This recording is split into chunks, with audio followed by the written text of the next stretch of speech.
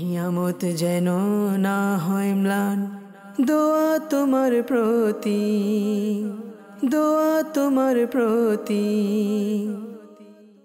আলহামদুলিল্লাহি রাব্বিল আলামিন ওয়াসসালাতু ওয়াসসালামু আলা সাইয়্যিদিল মুরসালিন আম্মা বা'দু ফাআউযু বিল্লাহি মিনাশ শাইতানির রাজীম বিসমিল্লাহির রহমানির রহিম।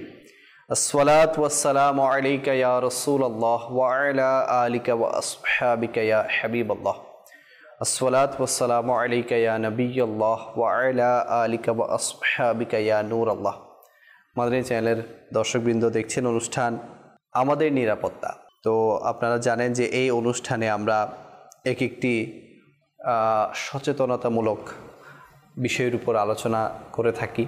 তো আজকে ইনশাআল্লাহুল কারীম আমরা একটি বিষয়ের উপর আলোচনা করব। আসুন এর আগে আমরা নবীর উপর দরুদে পাক পড়ার কেমন ফজিলত বরকত সে সম্পর্কে শুনে নেই।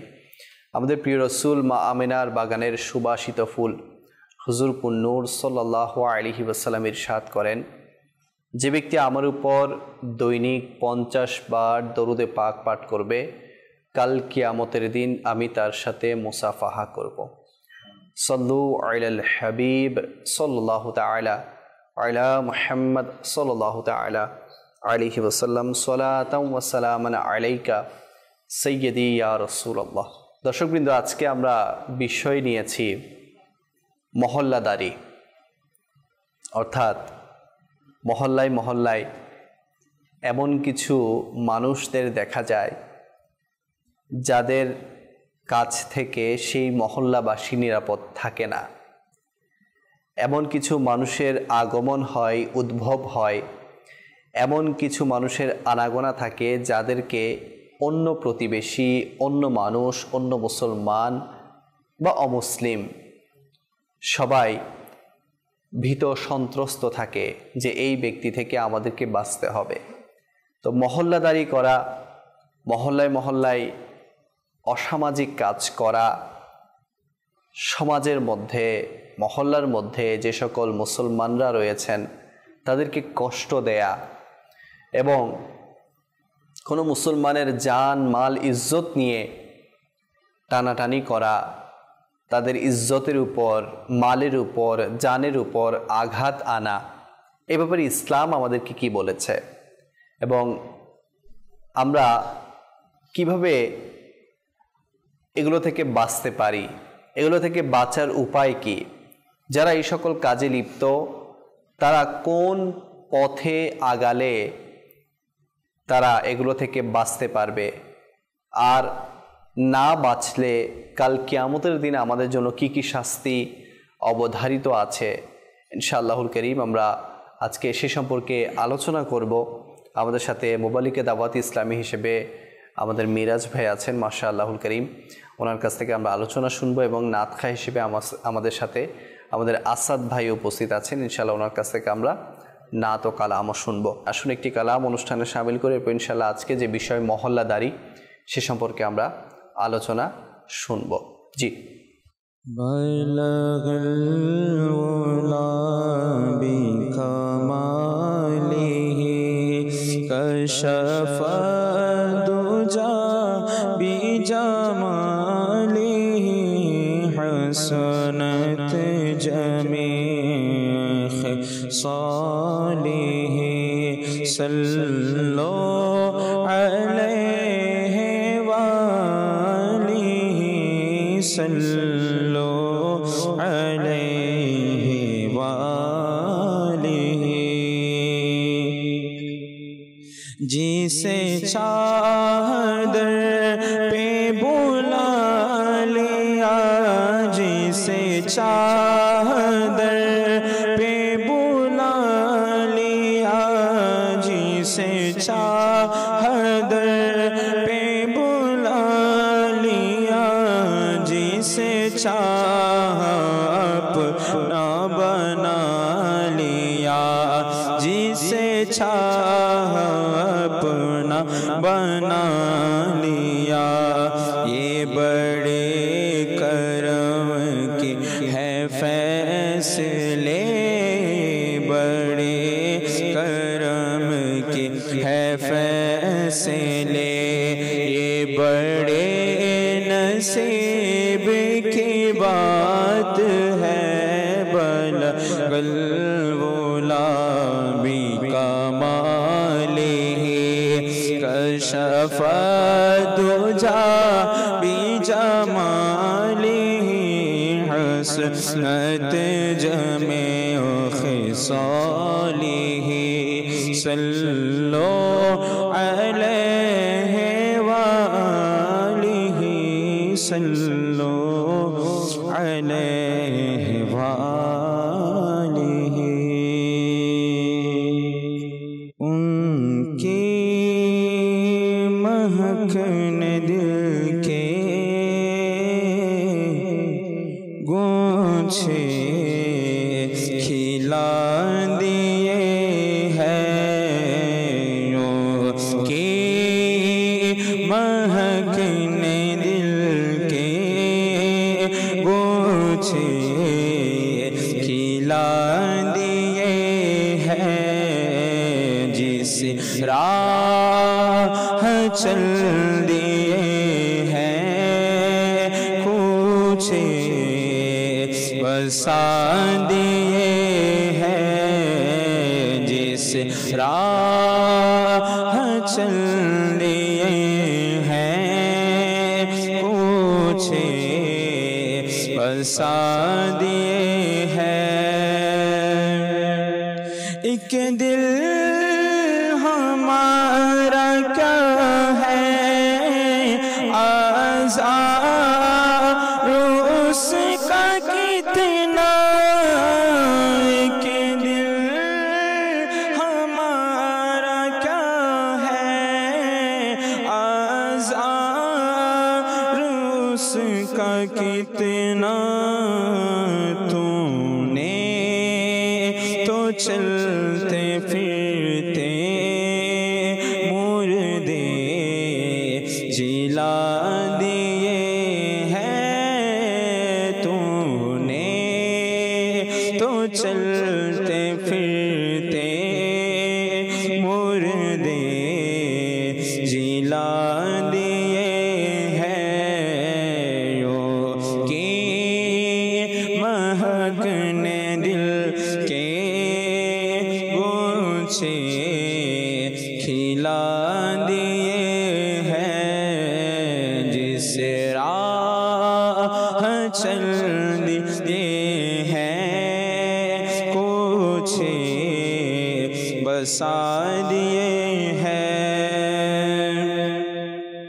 मेरे करीम से गर कतरा किसी ने मांगा। मेरे करीम से गर कतरा किसी ने मांगा। मेरे करीम से गर कतरा किसी ने मांगा। दरिया बहा दिए हैं दूर बे बहा दिए हैं। दरिया बहा दिए हैं दूर बे बहा दिए हैं। की महक ने दिल के गूंचे खिला दिए हैं। जिस राह चल दिए हैं कुछे बसा दिए हैं। अल्लाह क्या जहाना अब भी न सर्द होगा। अल्लाह क्या जहाना अब भी न सर्द होगा। अल्लाह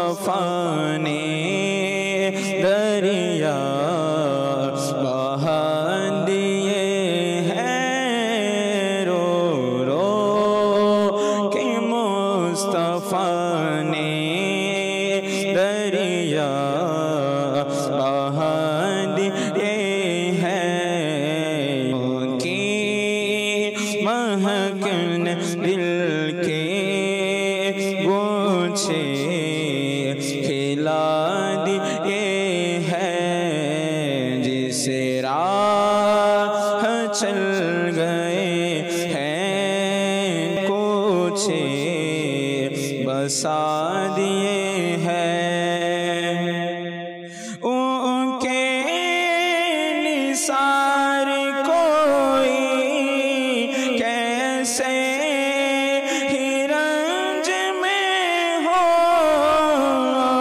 के निसार कोई कैसे ही रंज में हो जब याद आ गए हैं सब भुला दिए हैं जब याद आ गए हैं सब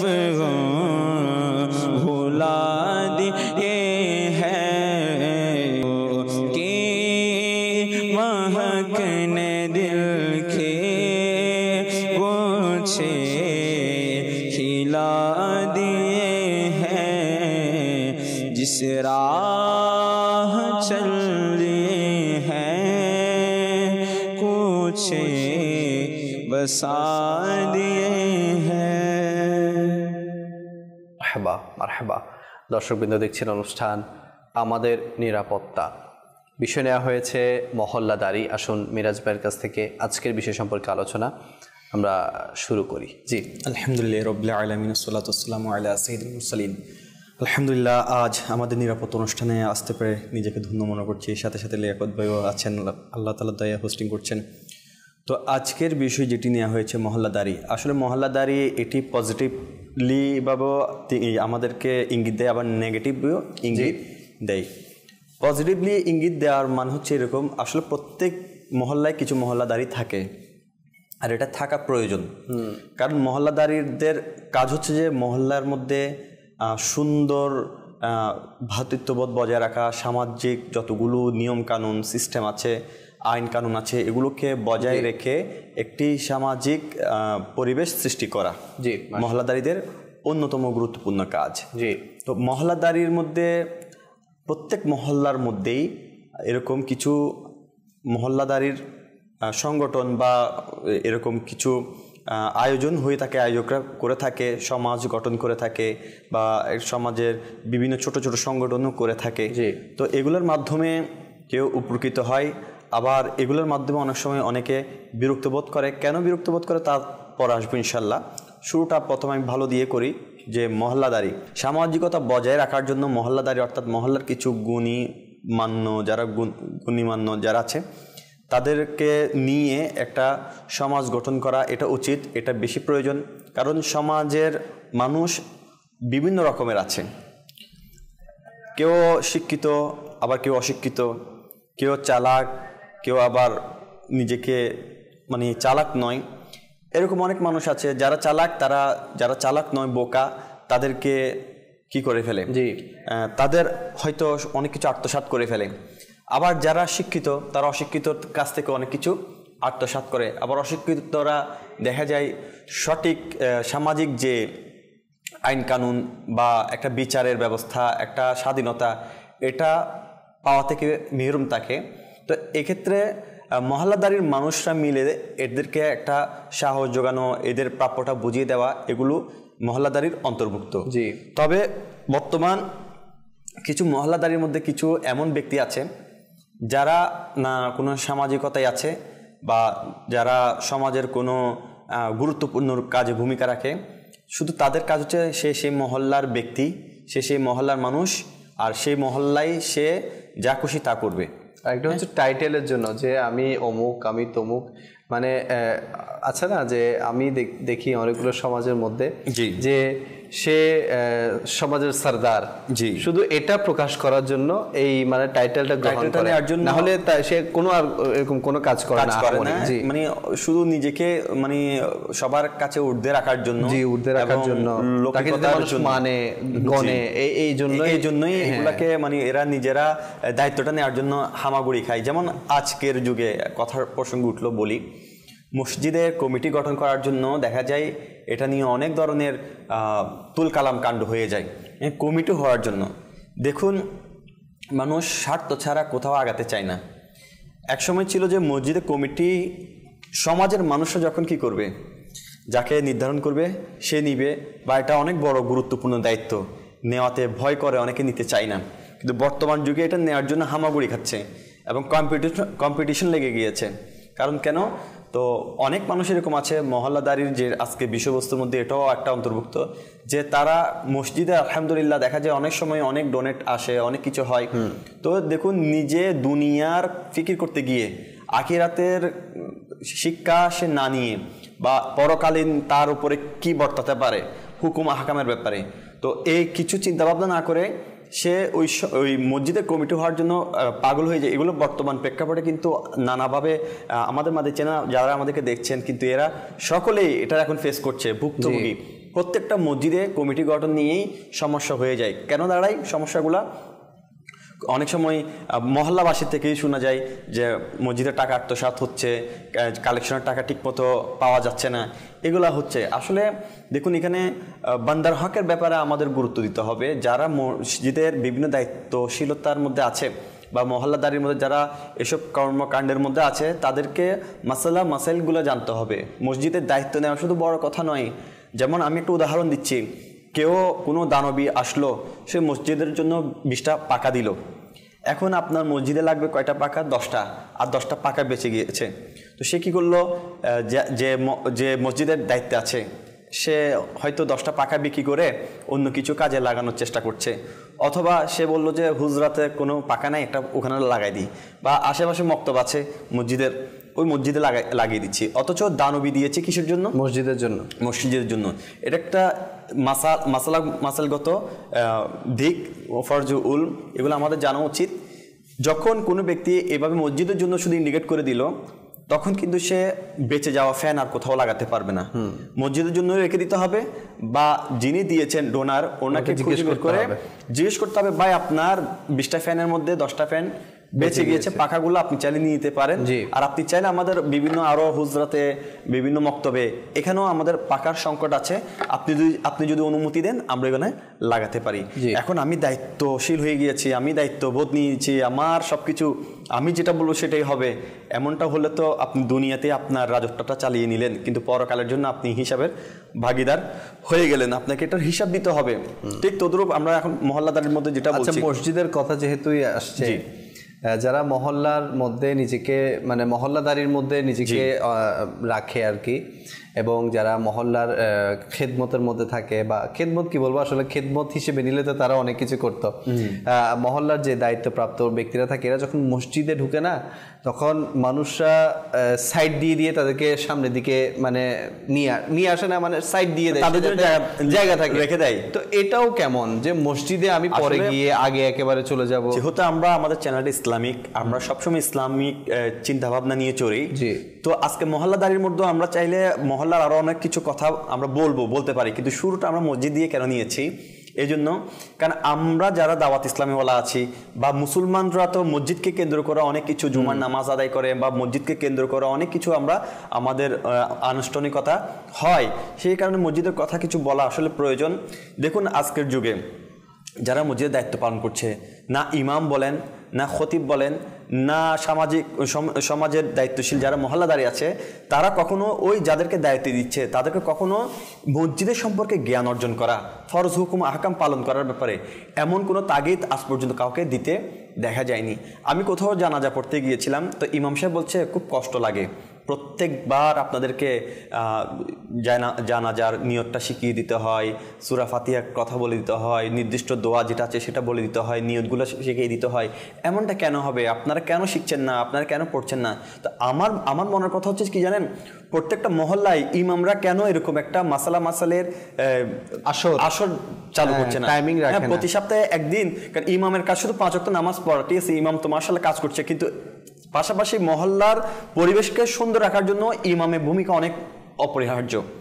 ইমাম যদি বলে যে আমি, বা মসজিদের কমিটিরা যদি বলে যে, দায়িত্বশীলরা যদি বলে যে আমাদেরকে মাসালা শিখান, শুধু নামাজ পড়লাম চলে আসলাম, আমরা তো কিছু শিখতে পারছি না। এই ব্যাপারে আসলে ইমামদেরকেও একটু দায়িত্বশীল হওয়া দরকার। এবং সেই সাথে মিরাজ ভাই, আমরা যেহেতু মুসলমান, আমাদেরকেও মানে এ ব্যাপারে মানে আগ্রহী হওয়া দরকার যে আমরা যাতে বর্তমানের মধ্যে। আর সবচেয়ে বড় বিষয় যেটা মহল্লাদারির কথা আমি বলছি, সেটা হচ্ছে তারা যখন মসজিদে যায়, মানে তাদের যে একটা ক্ষমতা সেটা মসজিদেও দেখাতে চায়। এটাই আমি আপনাকে আস্তে আস্তে বলছি। যেমন দেখেন, বুখারী শরীফের মধ্যে হাদিস আছে, আপনারা বলতেছেন যে তোমরা প্রত্যেক দায়িত্বশীল এবং তোমাদের প্রত্যেক থেকে তার দায়িত্ব সম্পর্কে জিজ্ঞেস করা হবে। বুখারী শরীফের হাদিস। তো এখন যাকে আল্লাহ তাআলা দায়িত্ব দিয়েছেন বা আল্লাহ তাআলা দায়িত্ব পেয়েছে মসজিদের, তাকেও কাল কিয়ামতের দিন মসজিদের ব্যাপারে, মুসল্লিদের ব্যাপারে জিজ্ঞেস করা হবে। হ্যাঁ, তো তারা কি করেন? তারা তাদের ক্ষমতা, মসজিদের দায়িত্বের ক্ষমতাটাকে প্রভাব দেখিয়ে তারা জুমার দিন লাস্টে এসে সামনে কাতারে ডিঙ্গিয়ে চলে যায়। অথচ হাদিসে মোবারকের মধ্যে আছে নিষেধ করা, যারা জুমার দিন মানুষের কাঁধকে ডিঙ্গিয়ে সামনে যাবে, সে নিজের জন্য জাহান্নামকে আর সামনের দিকে অগ্রসর করে দিবে। অর্থাৎ জাহান্নামটা তার জন্য আরো সামনের দিকে চলে আসলো। তো সেজন্য উচিত যে আমরা যখন মসজিদে জুমার দিন যাব, বিশেষ করে জুমার দিন মানুষ অনেক হয়ে যায়, আমরা যেখানে স্থান পাবো সেখানে বসে যাই। আর আগে যাওয়ার সওয়াবের ব্যাপারে অনেক কিছু বলা আছে। আগে যদি আমার বসতেই হয় তাহলে আমি আগে চলে আসি, বা আগে চলে যাওয়ার ফজিলত তো আছে আলহামদুলিল্লাহ। কেউ যদি আগে যায়, তার জন্য ফিরিস্তারা স্বর্ণের কলম নিয়ে, রূপার খাতা নিয়ে ওয়েট করে, মসজিদে দাঁড়িয়ে থাকে খুতবার আগ পর্যন্ত। তো যারা প্রথমে যাবে তারা উট সদকা করার সওয়াব পাবে, গরু সদকা করার সওয়াব পাবে, ডিম সদকা করার সওয়াব পাবে। হ্যাঁ, তো খুতবার পরে ফেরেশতারা এগুলো বন্ধ করে দেয়। তো এখন কত হচ্ছে, আবার কিছু এরকমও আছে মহল্লাদারির মধ্যে, যারা তাদের দাপট কাটিয়ে নিচে জাম হয়ে গেল, 2 রাকাত নামাজ পড়ার জন্য যাবে ডিঙ্গিয়ে 2 রাকাত নামাজ শেষের পরে আবার ডিঙ্গিয়ে চলে আসবে। তো তাদেরকে আসলে সতর্কতা হওয়া উচিত যে আপনি যারা নামাজ, যারা শুরু থেকে শেষ পর্যন্ত কাবুল জুমা, বাদল জুমা এগুলো পড়বে, তাদেরকে সুযোগ করে দিন। এবং যারা পড়বেন না, তারা কেন পড়বেন না? তারাও এগুলো পড়ুন। এগুলো তো সুন্নত মুআক্কাদা, এগুলো ছাড়লে গুনাহ হবে, অভ্যাস হয়ে গেলে গুনাহ হয়ে যাবে। তো এগুলো থেকে বাঁচার দরকার আছে। আর যেখানে আপনি বলছেন যে দাপট, প্রত্যেকটা জায়গায় মানে আপনার কোন কিছু করতে গেলেও নিজের ইচ্ছায়, আর মসজিদে যারা ডোনেট করে তাদের টাকার হিসাব কিন্তু পঙ্কানো কালকে আমাদের দিন দিতে হবে। এই যে তোমরা প্রত্যেকটা দায়িত্বশীল, প্রত্যেককে কালকে আমাদের দিন জিজ্ঞেস করা হবে। এখন আর সবচেয়ে বড় বিষয় আপনি শুরুতে যেটা বলেছেন যে খাতের টাকা ওই খাতেই খরচ করতে হবে। এখন দেখেন, ওই আজকের যুগে আপনি এই ডোনেটের টাকা যেটা পেয়েছেন মসজিদের, যেটা ইচ্ছে সেটা আপনি করছেন। একটা জায়গায় আপনি করলেন, আপনার ভালো লাগলো না, আপনি ভেঙে আরেকটা করলেন মসজিদের অর্থ দিয়ে, ডোনেশনের টাকা দিয়ে। এভাবে নিজের ইচ্ছা মতো কিছু করা যাবে না। যেটা 10 জনের ডোনেশনের টাকা, এগুলোকে ঠিক মতো এভাবে ব্যবহার করতে হবে। পাশাপাশি সবচেয়ে বড় কথা হচ্ছে নিজের আখলাক পরিবর্তন করতে হবে। নিজের কেমন আখলাক? দেখুন, আপনাকে আল্লাহ তাআলার একটা মসজিদ ঘরের দায়িত্ব আপনাকে দেওয়া হচ্ছে, তাহলে আপনার সূরত কেমন হওয়া দরকার, আপনার আদব কেমন হওয়া দরকার, আখলাক কেমন হওয়া দরকার? সর্বপ্রথম আখলাক এটা হওয়া দরকার, আপনাকে ইলমি দ্বীন অর্জন করতে হবে। অবশ্যই মসজিদের দায়িত্ব যারা পালন করছেন বা মসজিদের যারা খিদমত করছেন, তাদেরকে অবশ্যই, বর্তমানে লিয়াকত একটা ট্রেন্ড হয়ে গিয়েছে, হ্যাঁ আমার খুব কষ্ট লাগে, উৎসাহ লাগে, কষ্টও লাগে। এখন এই মহল্লাদারির মধ্যে যারা আমাদের নওজওয়ান ভাইরা, তারা উৎসাহের সাথে মসজিদ পরিষ্কার করার জন্য সবাই একসাথে হামাগুড়ি দিয়ে দৌড়াদৌড়ি করে যায়। দেখবেন অনেক সময় বিভিন্ন মসজিদে একটা ট্রেন্ড শুরু হয়ে গিয়েছে, যারা মসজিদে বন্ধু বান্ধব সবাই একসাথে যাবে, পরিষ্কার পরিচ্ছন্নতা করবে, ভিডিও করবে, ফটো তুলবে। এখন এখানের মধ্যে তারা হাসি তামাশা করে, হ্যাঁ, চিল্লাচিল্লি করে, অট্টহাসি দিয়ে যে যেভাবে পারে ওইভাবে করে যার মতো মসজিদ ধুচ্ছে। আসলে কাজটা তো উত্তম কাজ, ভালো কাজ। এদেরকে ট্রেন আপ করার জন্য যদি একটা শিক্ষিত মানুষ, মানে ইলমি দ্বীন অর্জন করা মানুষ যদি থাকতো পাশে, যে তোমরা তো ভালো উত্তম কাজ করছো, এটাকে আরো উত্তম করে নাও, ওযু করে নাও, তোমাদের আদবটাকে সুন্দর করে নাও, তোমাদের কথাবার্তাকে সুন্দর করে নাও। কারণ মসজিদে তুমি তো চিল্লা পাল্লা করে, দৌড়াদৌড়ি করে, হাসাহাসি করে, একজন একজনকে পানি মেরে এরকম কাজ করা, এটা তো মসজিদের জন্য কি বেহুরমতি হচ্ছে, আদবের বরখিলাপ হচ্ছে। কাজটা উত্তম কাজ, কিন্তু উত্তমের মাধ্যমে আপনি সওয়াবের বদলে গুনাহের ভাগীদার হয়ে যাচ্ছেন। তো এরকম আলহামদুলিল্লাহ এখন বর্তমান যুগে দেখা যাচ্ছে, মহল্লা মহল্লায় খুব অনুপ্রেরণিত এই কাজটা দেখা যাচ্ছে। এটা ধরে রাখুক, পাশাপাশি এদেরকে এখানের মাধ্যমে কিছু শিক্ষার ব্যবস্থা করে দেওয়া হবে। সাথে সাথে এই যে নিরাপত্তার ক্ষেত্রে, মসজিদের নিরাপত্তার ক্ষেত্রে মসজিদ কমিটি যারা দায়িত্বশীল আছে তাদেরকে খুব সজাগ হতে হবে। যেমন অনেকে মসজিদের পানি, মসজিদের পানি দেখা যায় বিভিন্ন দোকানপাটে অজুর পানিগুলো তারা ব্যবহার করার জন্য নিয়ে যায়, অথচ কিতাবের মধ্যে বর্ণিত আছে এই অজুর পানি মসজিদের মুসল্লি ছাড়া বা মসজিদের কাজ ছাড়া অন্য কেউ খাবারের জন্য বা ব্যবহার করার জন্য নিয়ে গেলে সে গুনাহগার হবে। কারণ সবাই ডোনেট করতেছে কিসের জন্য? ওযু করার জন্য, মসজিদের জন্য। এখন দেখা যায় ওখান থেকে গ্যালান পুড়িয়ে পুড়িয়ে দোকানে দোকানে নিয়ে চলে যাচ্ছে।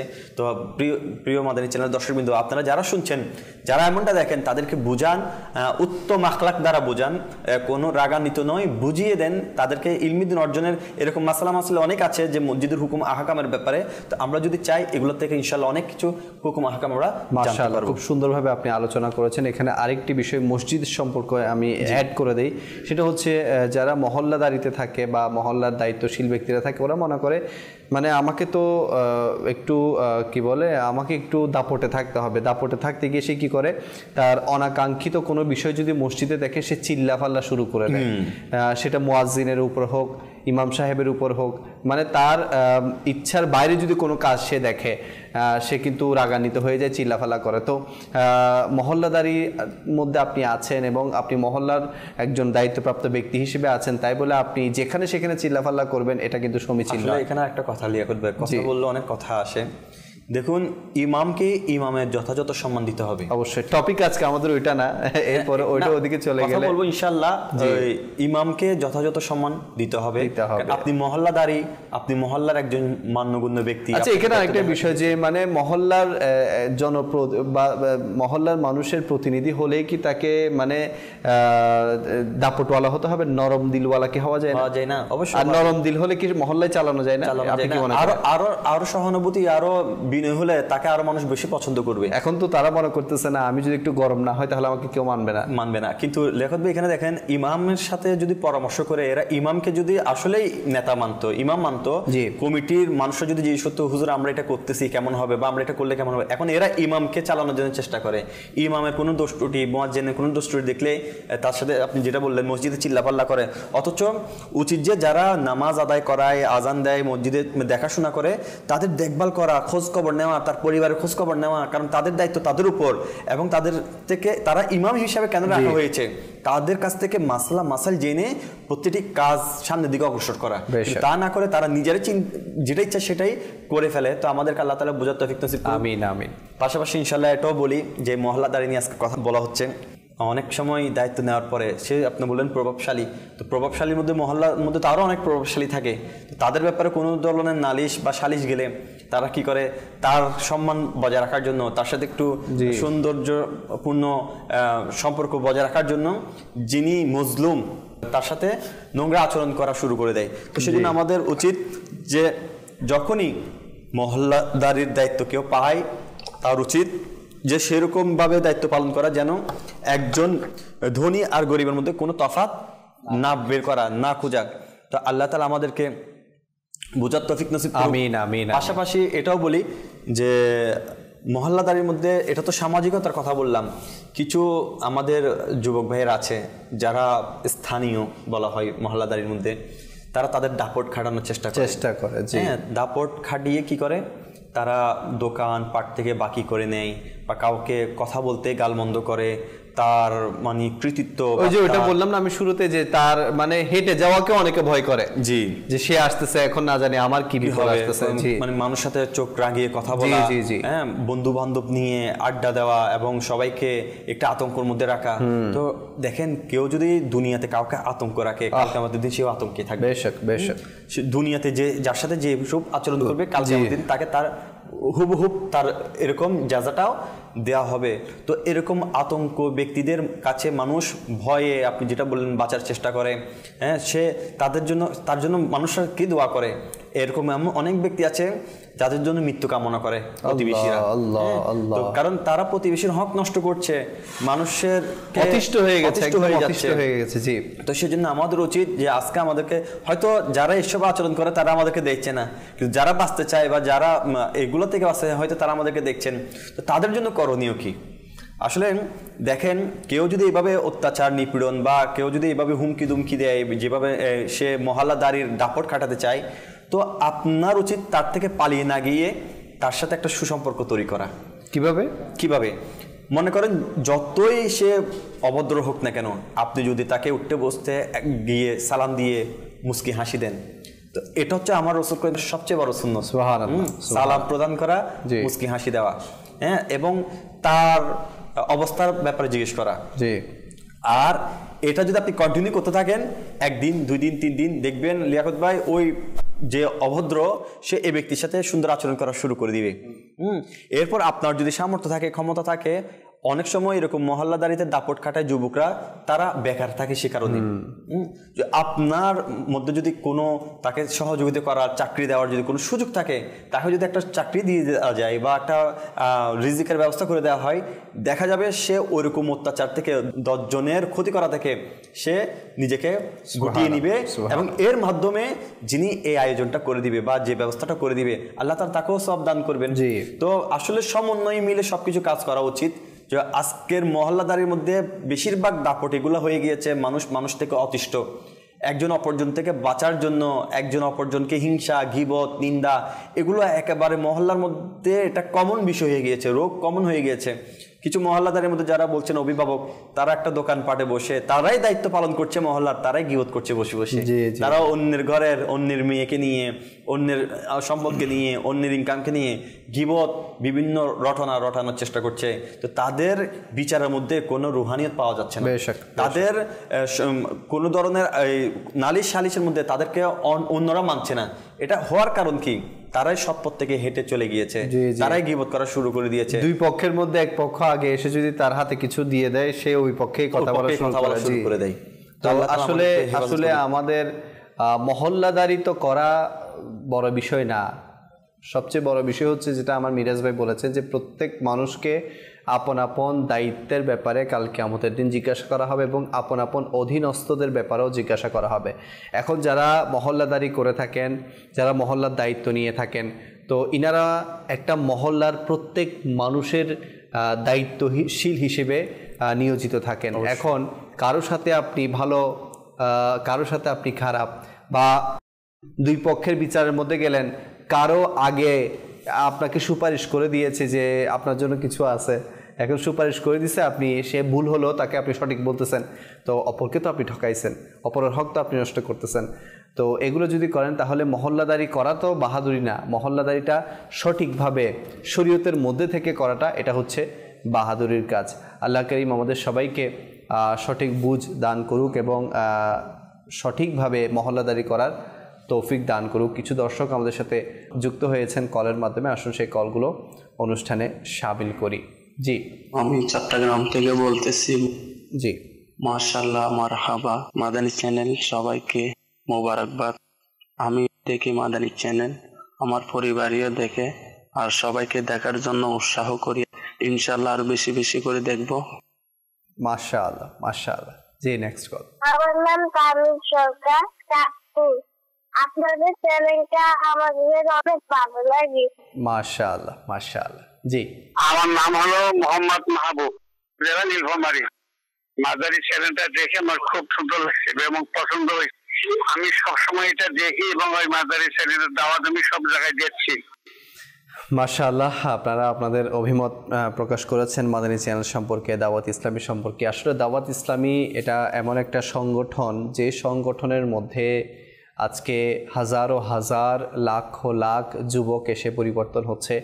এবং আপনি দেখেন যে দাওয়াত ইসলামী বরকতে আজকে মহল্লায় মহল্লায় কেমন প্রভাব বিস্তার করছে, মহল্লার মধ্যে কিভাবে নেকির দাওয়াতের সারা জাগিয়েছে এবং মহল্লাগুলোর মধ্যে কিভাবে যুবকেরা আজকে নিজেকে পরিবর্তন করে ভালো মানুষ হিসেবে নিজেকে গড়ে তুলছে এবং মহল্লার মধ্যে একে অপরের সাথে ভ্রাতৃত্ববোধ বন্ধনে আবদ্ধ হয়ে যাচ্ছে।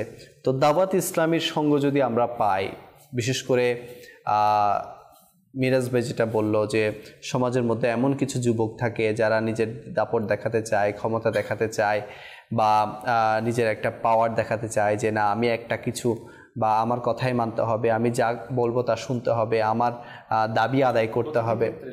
হ্যাঁ, আপনি দেখেন আজকে ব্যবসা বাণিজ্যের দিক দিয়ে আপনি যদি আপনার একটা বিল্ডিং তুলতে চাচ্ছেন, কথার কথা, এখন আপনি মহল্লাদারির মধ্যে যে দাপট আছে তার থেকে সব কিছু নিতে হবে। জি, এটা কেন, এটা কেন? আর আমি আমার মহল্লার, আচ্ছা আমি মহল্লাদারি হই, মহল্লাদারি করি বা না করি, অপর ভাই তো আমার একজন ইসলামের দিক দিয়েও ভাই, ঠিক আছে? তো যেটা আমি আমার আপন ভাইয়ের সাথে করব না কখনো, যেটা আমি আমার আপন ভাইয়ের সাথে করবো না সেটা আমি আমার দিনী ভাইয়ের সাথে কিভাবে করব? এই যেমন আবু দারদা রাদিয়াল্লাহু তাআলা আনহু, উনি কি করতেন, উনি মহল্লাবাসীদের খবর নিতেন, যারা নামাজ পড়তে আসতেন তাদের খবর নিতেন। একবার এরকম 3 দিনে এক যুবক নামাজ পড়তে আসেনি, তখন তার ঘরে চলে গিয়েছে। চলে যাওয়ার পর বললো যে আপনি আমার বাসায় চলে আসলেন, বলছে হ্যাঁ তুমি আমার ভাই, আমি তোমার ভাই, তো বললো যে আমি অসুস্থ সেজন্য যেতে পারছি না। তখন আবু দারদা রাদিয়াল্লাহু তাআলা আনহু তার জন্য আল্লাহর দরবারে হাত তুললেন এবং দোয়া করতে লাগলেন যে সে যেন তাড়াতাড়ি সুস্থ হয়ে মসজিদে আসে। সুবহানাল্লাহ, তো সুবহানাল্লাহ, এরকম মনোরম শিক্ষা ইসলামের মধ্যে আমাদেরকে দেয়। কখনো কোনো ব্যক্তিকে আমি প্রতিদিন দেখছি, হঠাৎ দেখছি না, তার যদি আমি খবরাখবর নিই তাহলে তার অন্তরটা কত উদার হবে, আর সে আপনার প্রতিটি কথাই গুরুত্ব দিবে। তো আমরা কি করি আজকের যুগে সমাজের মধ্যে, মহল্লার মধ্যে, আমরা একটা মানুষকে যদি নামাজের মধ্যে না দেখি তাহলে তার খবর নিই না, আবার সে নামাজ পড়তে আসলে তাকে আমরা ঠাট্টা মস্কারা করি। তাকে আরো ভাই যারা মহল্লাদারিতে আছে এরা নিজেরাই নামাজ পড়ে না, তো বাকি কোন নামাজি আসতেছে আর যাচ্ছে, কে আসতেছে না, এটা তো খবর নিতেই পারবে না। তো এই জন্য আগে মহল্লাদারি, এটা আমরা বললাম না যে মহল্লাদারির মধ্যে যারা আছেন তারা যদি আগে শরীয়তকে মানা শিখে যায় তাহলে বাকি সবগুলো আসান হয়ে যাবে, বাকি সবগুলো সঠিক হয়ে যাবে। এখন নিজেরাই শরীয়তের মধ্যে নাই, শরীয়ত কী জিনিস সেটাই বুঝে না, নামাজ কী জিনিস সেটাই পড়ে না, তো কিভাবে তারা মহল্লাকে কন্ট্রোল করবে? আল্লাহ পাক আমাদের সবাইকে বোঝার তৌফিক দান করুক। আসবো আবারও কালাম নিয়ে নেই, এরপর ইনশাআল্লাহ আবারও আমরা আলোচনার দিকে ফিরবো। জি, ডেকে নাও না প্রিয় নবী, তুমি আমায় মদিনাতে, ডেকে নাও না প্রিয় নবী, তুমি আমায় মদিনাতে, ডেকে নাও না প্রিয় নবী, তুমি আমায় মদিনাতে, আকা ডেকে নাও না প্রিয় নবী, তুমি আমায় মদিনাতে, আসি যেন জলে ভেজা নয়নিয়ে মদিনাতে, আসি যেন জলে ভেজা নয়নিয়ে মদিনাতে, সালাম আমার দিও হাজি নবী ধারে, কেঁদে কেঁদে সালাম আমার দিও হাজি নবী ধারে, কেঁদে কেঁদে প্রিয় নবী রোজা শরীফ যখন দেখিবে মদিনাতে, ডেকে নাও না প্রিয় নবী, তুমি আমায়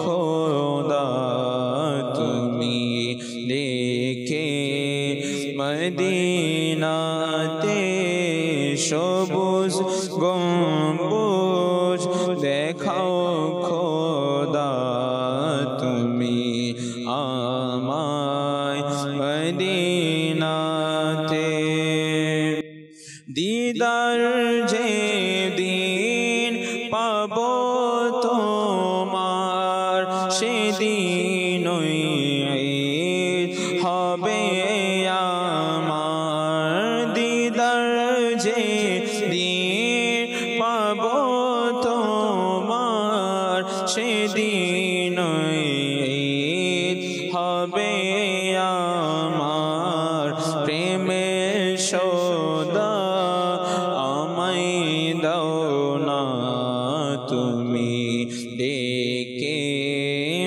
মদিনাতে প্রেমের সদা আমায় দাও না তুমি ডেকে মদিনাতে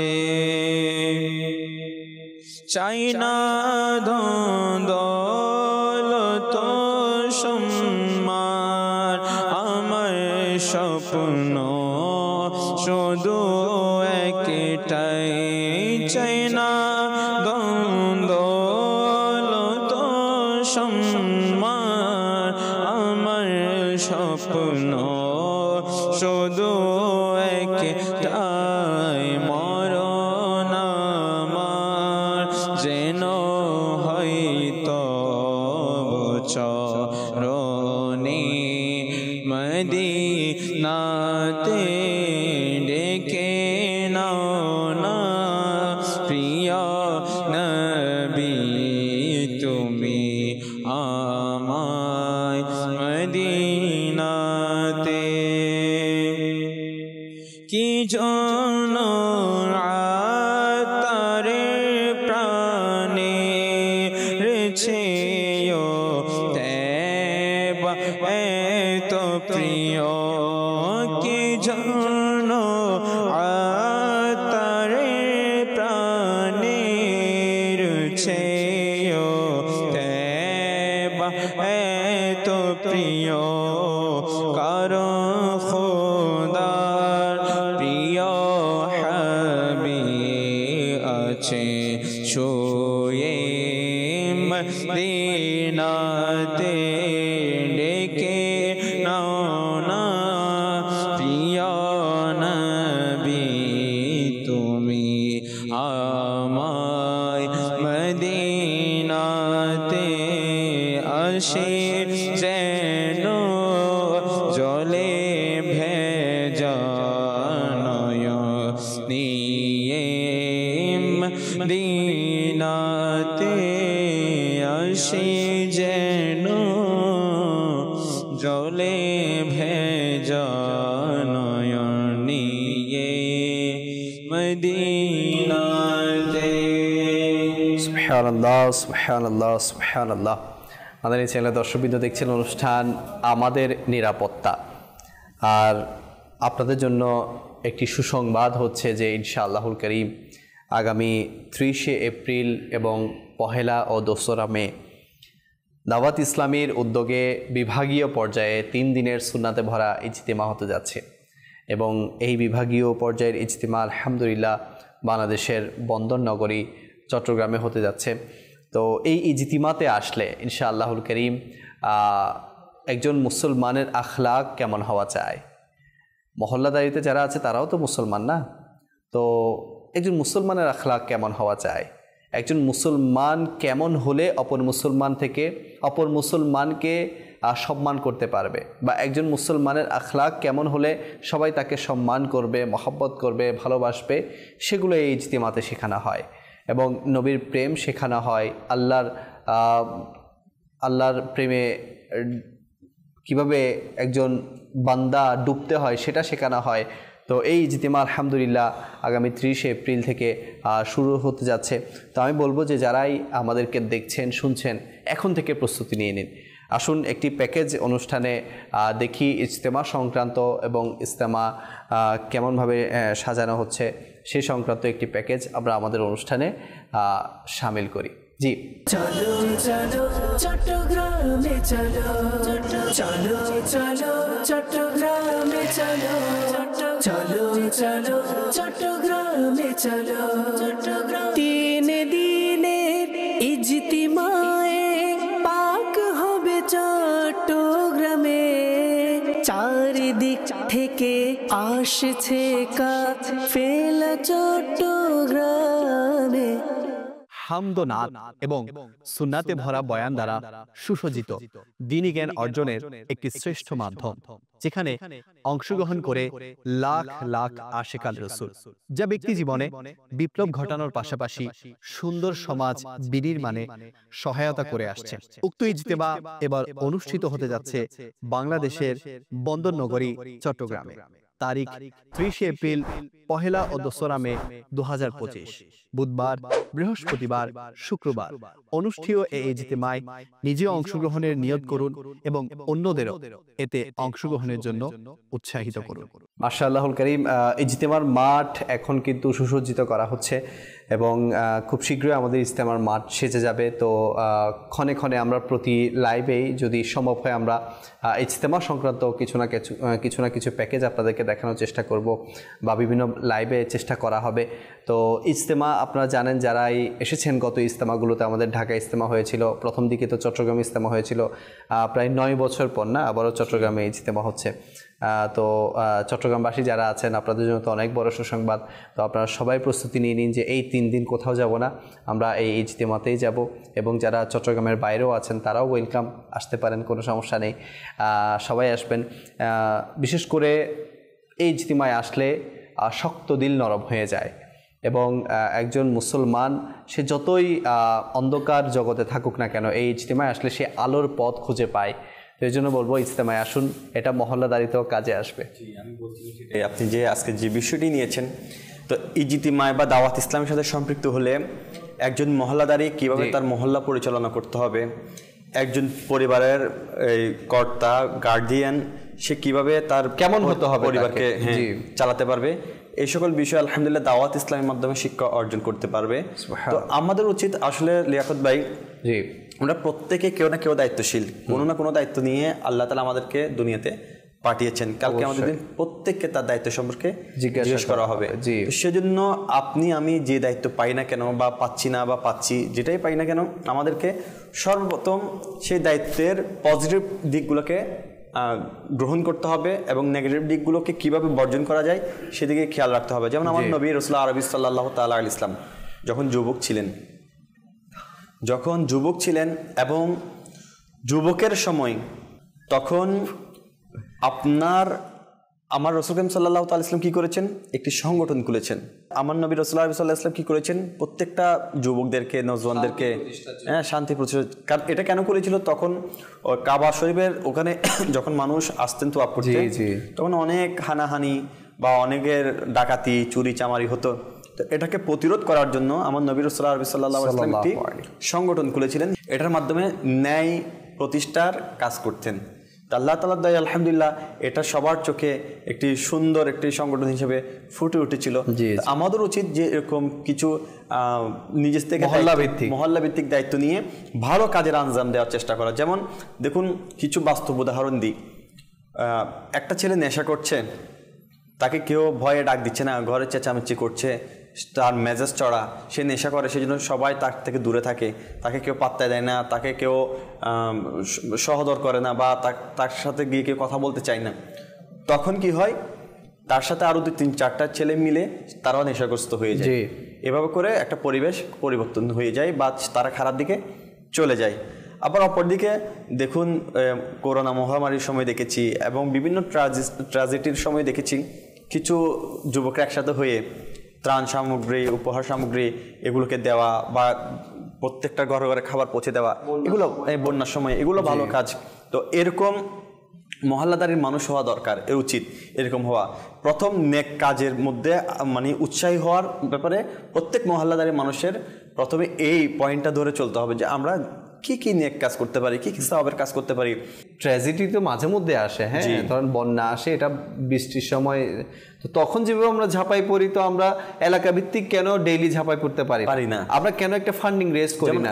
আরেকটা বাস্তব ঘটনা এরকম যে এলাকার মধ্যে যখন একটা মানে ইলমি দিন অর্জনকারী ব্যক্তি দেখতে পেলেন যে সবাই মোবাইলের মধ্যে বাজে কন্টেন্টগুলো দেখে দেখে সবাই পরিবর্তন হয়ে যাচ্ছে, সারাক্ষণ কন্টেন্ট দেখছে, আর তারা তাদের মাথার মধ্যেও কন্টেন্ট তৈরি করার একটা কি ভূত চেপে পড়েছে। তখন সে চিন্তা করলো যে এভাবে যদি সবাই মোবাইল ভিত্তিক হয়ে যায়, মোবাইলের মধ্যে চলে যায়, তাহলে তো আমাদের সমাজটা পরিবর্তন হবে না, উল্টা আরও নষ্ট হয়ে যাবে। সে কি করেছে, একটা সুন্দর পরিবেশে প্রতিদিন কিছু শিক্ষামূলক একটা ব্যবস্থা চালু করেছেন এবং সবাইকে গিয়ে গিয়ে দাওয়াত দেওয়া হয়েছে। আস্তে আস্তে সবাই এখানে কি যাওয়া শুরু করেছে, সেখানে কিছু ছড়া, কিছু তাদেরকে নিয়ে কম্পিটিশন করা, হ্যাঁ, কিছু সামাজিক কাজকর্ম নিয়ে তাদেরকে ব্যস্ত রাখা শুরু করে দিয়েছে। আস্তে আস্তে সবার মোবাইল থেকে মন উঠে গিয়েছে, সামাজিক কাজের মধ্যে লেগে গিয়েছে। তো আমাদেরও উচিত এইভাবে কিছু কাজ করা। আজকের মহল্লাদারির মধ্যে যারা দায়িত্বশীল বা মহল্লার মধ্যে যারা দাপটওয়ালা, তাদের কিছু চিন্তাভাবনা করা দরকার যে মৃত্যু থেকে বেখবর হয়ে যাওয়ার কারণে আমাদের মাঝে আমাদের দ্বারা কিছু কল্পিত যেগুলো আমরা কল্পনাই করি নাই, এরকম কাজ আমাদের দ্বারা হয়ে যায়। এরপর নেশার মধ্যে আমরা ঢুকে যাই, বা সমাজের যারা একটু দুর্বল তাদের উপর আমরা চড়া হয়ে যাওয়ার চেষ্টা করি, বা যারা ব্যবসা বাণিজ্য করছে তাদের থেকে আমরা বিভিন্নভাবে কোনো কিছু না আত্মসাৎ করার চেষ্টা করছি। এরপর কিশোররা বর্তমানে যে গুনাহের মধ্যে পড়েছে, বর্তমান যুগে যদি চিন্তা করতে যাই যে মুরব্বীরাও ভয় পায় কিশোরদের সাথে কথা বলতে। এখন তো কিশোর গ্যাং নামেও অনেক অপরাধমূলক করা হচ্ছে। আসলে এগুলো হচ্ছে সবকিছুর মূলে হচ্ছে ইলমেদিন না থাকা, সবকিছুর মূলে না। ইলমেদিন যাদের মধ্যে নাই, আসলে আমরা আলহামদুলিল্লাহ আল্লাহ তাআলার দয়ায় একটা উত্তম মাযহাব পেয়েছি। মুসলমান সুন্দর একটা মাযহাব পেয়েছে, কারণ মুসলমানকে আল্লাহ তাআলা প্রতি 5 ওয়াক্ত সময় আল্লাহকে ডাকার এবং একটা জায়গায় জড়ো হওয়ার সুযোগ করে দিচ্ছে। সুবহানাল্লাহ। এমন কোনো এরকম ধর্ম নেই যেখানে প্রতিদিন গিয়ে কি করে প্রার্থনা, ইবাদত, রিয়াজত করে।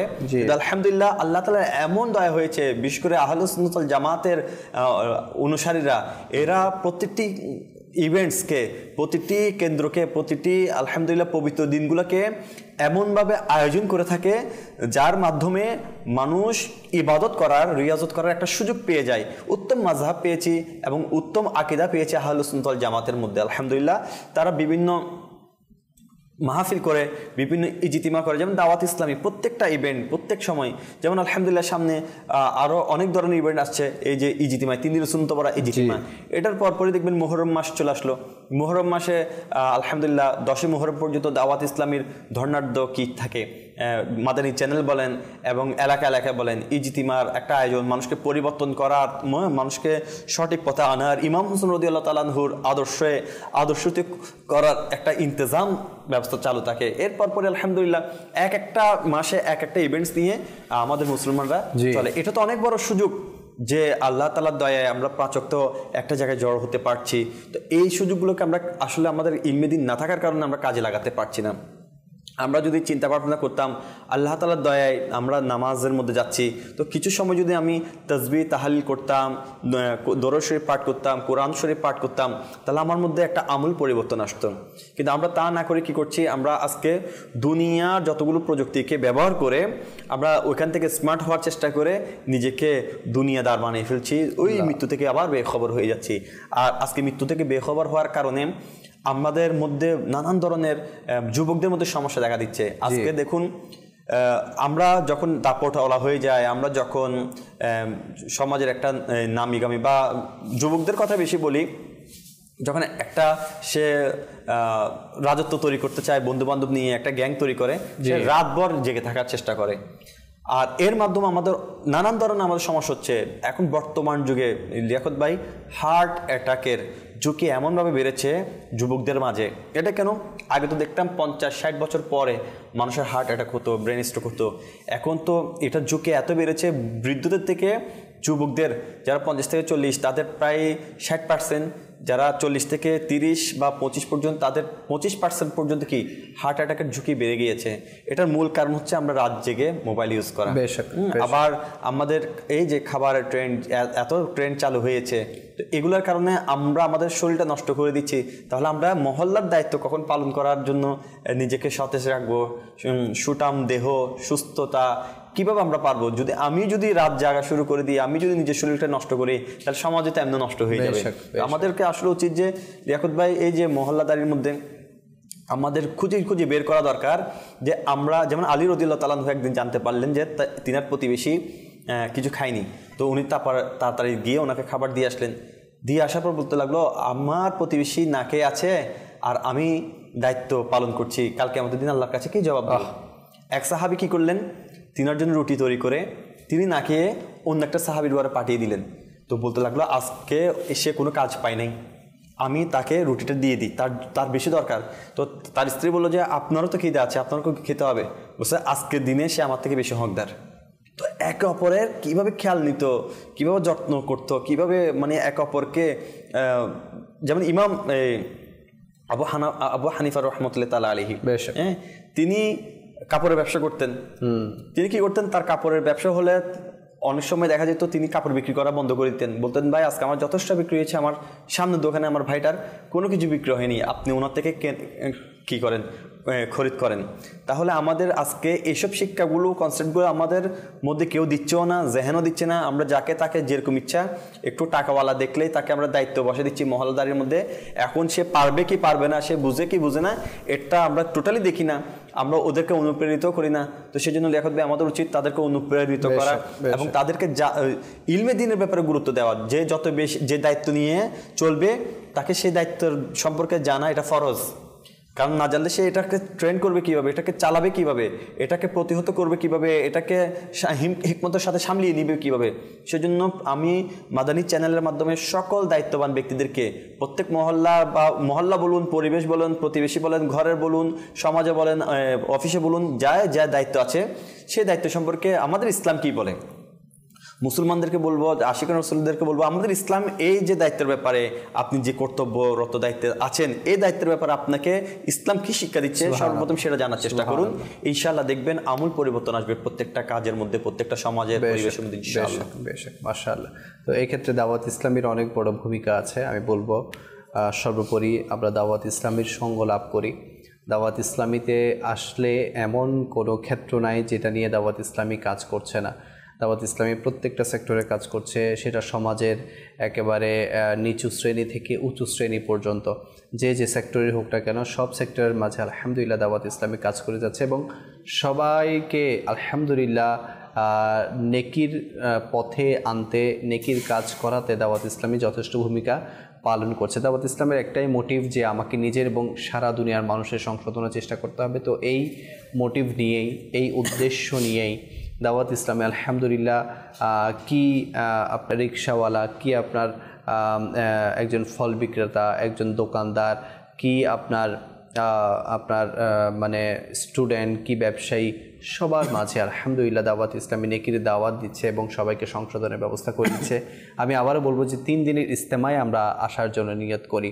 3 দিনের ইজতেমায় যদি আমরা আসতে সক্ষম হয়ে যায়, 3 দিন যদি সেখানে অবস্থান করি, তাহলে আপনি দেখবেন যে সেখানে যখন আপনি অবস্থান করবেন, আপনি সেখানে যখন বয়ান হবে, সেখানে যখন আল্লাহ তাআলার জিকির হবে, আল্লাহর ভয়ে ক্রন্দন করা হবে, বিভিন্ন মাসলা মাসাইল শেখানো হবে, ফরজ উলুমগুলো শেখানো হবে এবং একজন মুসলমানের আখলাক কেমন হওয়া চাই সেটা শেখানো হবে। দেখবেন আপনি অটোমেটিক পরিবর্তন হয়ে যাবেন।